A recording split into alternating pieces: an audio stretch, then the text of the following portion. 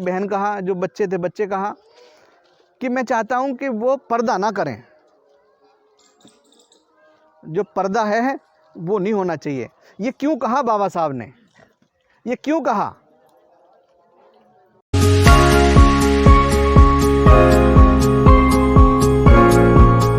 हमारे जो नवयुवक बैठे हैं शिवलाल स्नेही जी, उनकी जो उम्र है वो 93 साल है, 93 ईयर्स ओल्ड नवयुवक।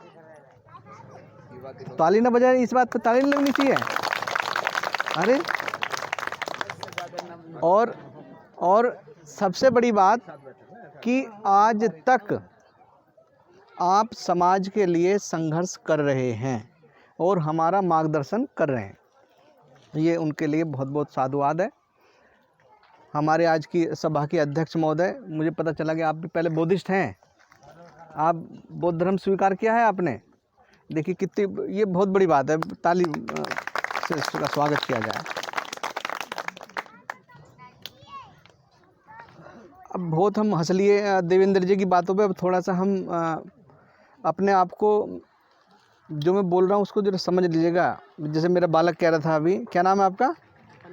अनुज जी कह रहे थे कि ट्यूशन का टाइम हो रहा है। बहुत अच्छी बात है, उसको ये टेंशन है कि मुझे पढ़ना है, लेकिन अनुज जी को मैं निवेदन करता हूँ कि ट्यूशन से भी ज़्यादा शिक्षा आज आपको यहाँ मिलने वाली है। ठीक है बालक, ट्यूशन से भी ज़्यादा शिक्षा यहाँ मिलेगी, लेकिन आपको ध्यान देना पड़ेगा। ठीक है। अभी कुछ दिन पहले की बात है कि राजस्थान में एक घटना घटी। मैं समझता हूँ कि सभी को उसके बारे में नॉलेज होगी, है ना। वो घटना क्या घटी कि एक बच्चे को, वैसे सबको पता है, मैं रिपीट कर रहा हूँ केवल, पानी ना पीने दिए जाने के कारण उसको, जब उसने घड़े से हाथ लगाया, उस मटकी से हाथ लगाया, तो पूरे भारत को किसकी याद आई, है ना, कि उन्हें भी पानी नहीं पीने दिया गया था। तो उस बच्चे का नाम क्या था जिसके साथ ये घटना घटी? तुम बताओ, तुमसे पूछ रहा हूँ, हैं? तुम बताओ, उस बच्चे का नाम कौन बताएगा जिसके साथ घटना घटी? छोटा बच्चा आपके अलावा। आओ बेटा, आओ बाबू, आओ इधर। ये मैंने क्वेश्चन क्यों किया? मैं आपकी परीक्षा नहीं ले रहा हूँ, मैं आपकी परीक्षा बिल्कुल नहीं ले रहा हूँ। ये मैंने इसलिए ये क्वेश्चन उठाया, ए लड़के सुनो, बदतमीजी पसंद नहीं है, समझ में आ गया ना? हाँ, ये ध्यान रखना। अरे अब जाओ ना, क्यों टेंशन ले रहे हो, जाइए, कोई दिक्कत नहीं। अरे हम तो ऐसी धरती पे बोझ हैं, हमारा क्या है, हम तो ओवरबर्डन है इस संसार में आके हो गए। ये हमारे लिए सोचने का विषय है कि भारत वो देश है कि जहाँ पर 15 दिन पहली घटी हुई घटना को हम 15 दिन बाद भूल जाते हैं, चाहे कितनी बड़ी घटना घट गई हो। कितनी बड़ी घटना हो, हम 15 दिन बाद उसका जिक्र भी कहीं नहीं होता। उसका नाम था इंद्र मेघवाल। क्या नाम था? इंद्र मेघवाल। हाँ, उसकी उम्र कितनी थी? 9 साल की उसकी उम्र थी। और वो ये अब हम ये भी नहीं सोच रहे कि ये घटना घटी क्यों, क्योंकि हम, मुझे लगता है कि इसी लायक हैं। तथागत गौतम बुद्ध का एक 5वां सिद्धांत, सील क्या है? सुरा मेर मज्ज पमादठाना वेरमणि सिक्खा पदंग समादियामी, कि मैं कच्ची पक्की शराब, नशीली वस्तुओं का सेवन न करूँगा न करूँगी। मैं इस चीज़ की शपथ लेता हूँ और लेती हूँ। अगर मेरे समाज से केवल और केवल ये शराब जैसी जो नशीली वस्तु है, जो पीने का जो ये नशे वाली चीज़ें हैं, अगर ये ख़त्म हो जाए अगर ये समाप्त हो जाए तो भारत में दूसरा इंद्र मेघवाल पैदा नहीं होगा, क्योंकि हमारा जो दिमाग है वो घरेलू हिंसा में ज़्यादा घुसा रहता है। आपने दारू पी, घर में झगड़ा हुआ, आप भूल गए इंद्र मेघवाल को कि क्या हुआ उसके साथ। एक छोटी सी आपकी गलती दारू पीने की हमारे पूरे संस्कार को बर्बाद कर देती है। और इंद्र मेघवाल कोई भी हो सकता है, हम में से आने वाले समय में भी हो सकता है। तो मेरा सबसे एक अनुरोध तो ज़रूर है कि हम धीरे धीरे जाए, जैसे भी हो, चाहे इंजेक्शन लगवाएं, चाहे कुछ भी करें, लेकिन ये दारू जो हमारे घरों में घुस गई है एक षड्यंत्र के तहत, उसको अपने घरों से बाहर निकालिए किसी तरह से। और मेरी तरफ से हम मेरी बहनों को, माताओं को ये आश्वासन है कि आप इस मामले में अगर पति को अपने घर से बाहर भी निकाल देंगी और वो पंगे लेंगे तो उसका, आपका जो भाई है वो आपका साथ देगा, ठीक है ना। अगर वो आपसे लड़ते हैं और ये करते हैं तो आप केवल मुझे फ़ोन कर दीजिएगा, मैं ज़रूर आऊँगा और उन्हें भी समझाने की कोशिश करूँगा कि भैया क्यों पंगे लेने, इंजेक्शन लगवा दूँगा मैं। मेरे पे इंजेक्शन हैं ऐसे जो दारू छोड़ देते हैं। खैर, ये तो बातें हुई हमारे कि हमें इन चीज़ों को निकालना चाहिए अपने अंदर से, जिससे कि हमारा समाज, हमारा देश तरक्की करे। क्यों सर? अब चूँकि हमारी यहाँ मातृशक्ति भी बैठी है तो मैं मातृशक्ति के बारे में बात करना चाहूँगा कि भारत में बहुत ऐसी वीरांगना, ऐसी महान माताएं पैदा हुई हैं जो पूरे विश्व में कहीं उनका उदाहरण नहीं मिलता, केवल भारत में ऐसा हुआ, और वो हमारी ही थी, हमारे परिवार की थी। आप माता रमाबाई के बारे में कौन कौन जानता है? माता रमाबाई कौन थी? बाबा साहब की वाइफ। बाबा साहब की हाँ वाइफ थी वो। उनके बारे में अगर आप सुनेंगी तो आपकी आंखों से आंसू आ जाएंगे।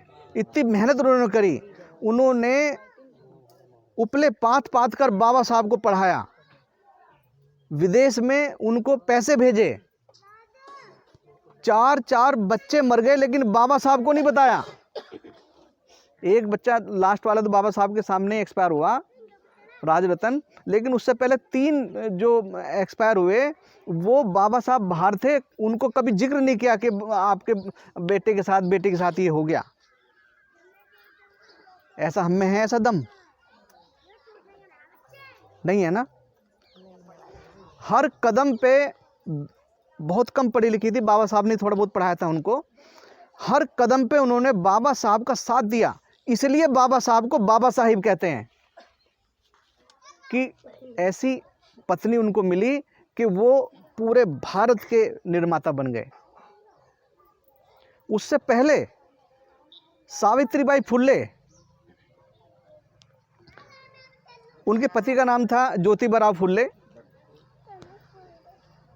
ज्योतिबा फुल्ले ने अपनी पत्नी को थोड़ा पढ़ाया, उसके बाद उन्होंने स्कूल खोलकर जैसे ही सावित्रीबाई फुल्ले रास्ते में जाती थी पढ़ाने के लिए, बच्चों को पहले तो कोई भेजता ही नहीं था, बहुत से माताओं के हाथ जोड़े कि अपनी बेटी को भेज दिया करो पढ़ाने के लिए, तो 1-2 की समझ में आई तो भेजा।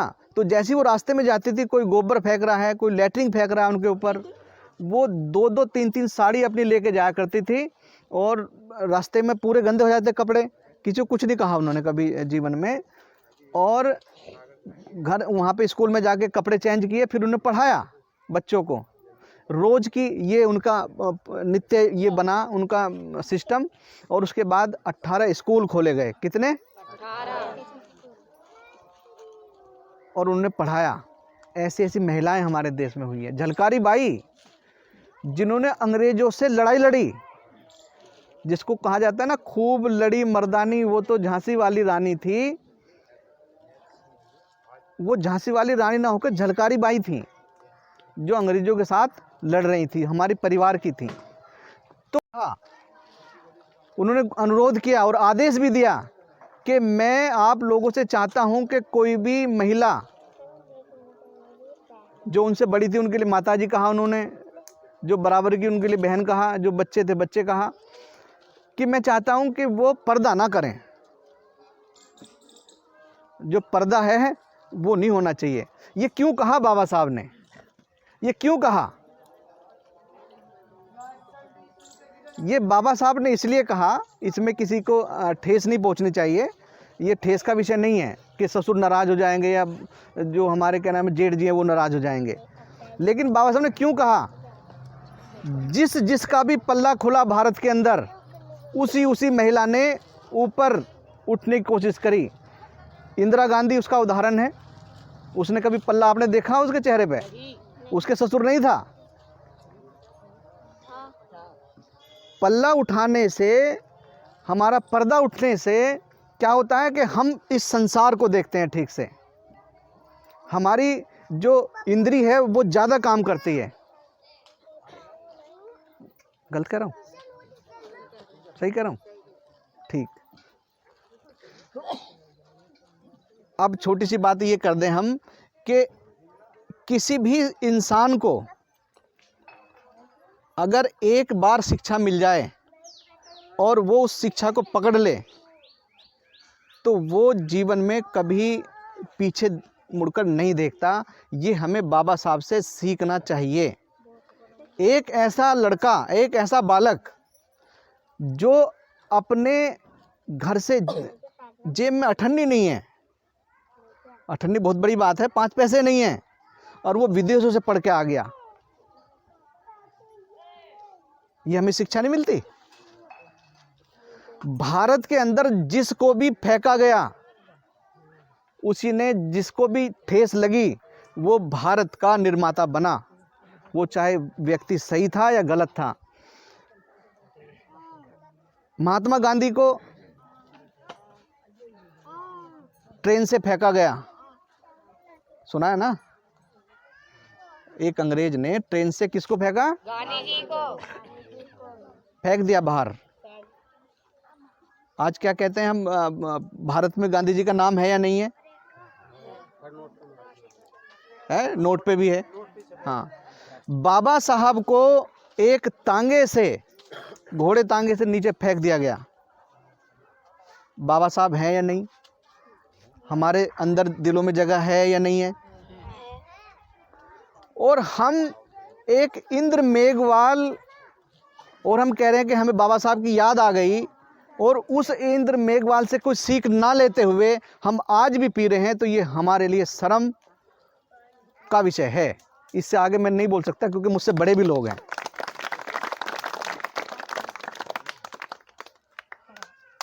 भारत में भगवान बुद्ध, तथागत बुद्ध व बाबा साहब की शिक्षा की आवश्यकता है या नहीं है? आप मुझे बताएं इस बात को।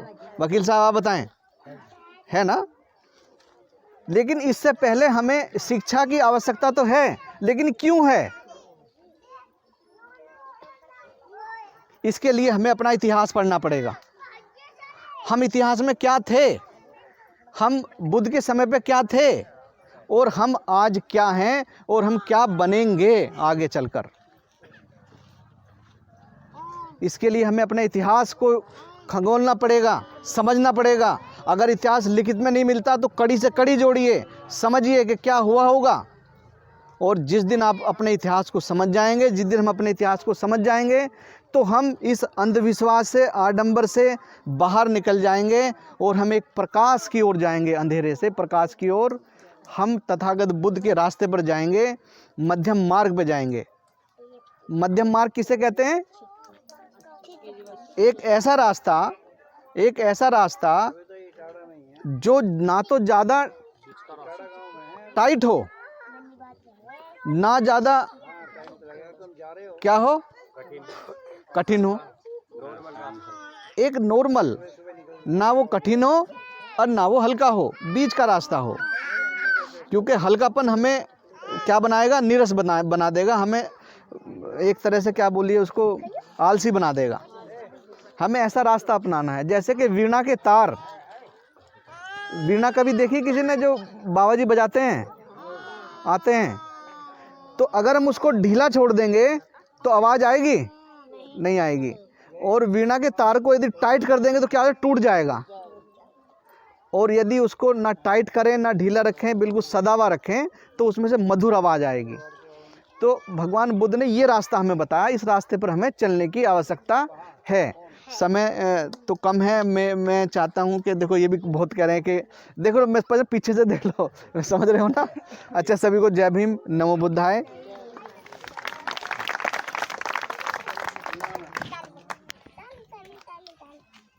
किरण सिंह जो है, हाँ हम तो हैं।